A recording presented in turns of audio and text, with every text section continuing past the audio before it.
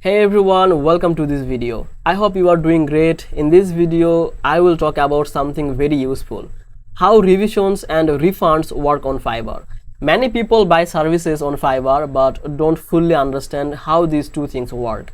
So if you ever had a bad delivery or you are not happy with the work, this video will help you know what to do.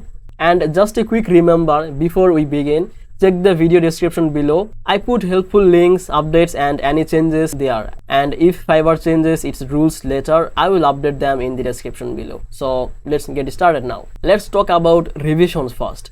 When you buy something on Fiverr, the seller may offer 1 or 2 free revisions. That means if you don't like the first delivery, you can ask them to fix it. But remember, revisions are not for asking new work. You can only ask the seller to correct what they already did based on your original request.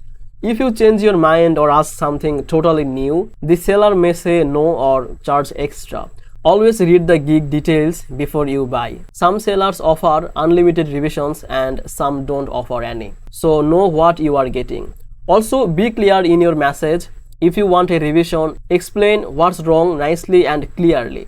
Most good sellers will happily fix it if it's a small changes or mistake. Now let's talk about refunds. Sometimes things go wrong. Maybe the seller didn't do the work well, or maybe they sent you something completely different from what you expected. In that case, you can request a cancellation. If both you and the seller agree to cancel, then you will get your money back as Fiverr credit.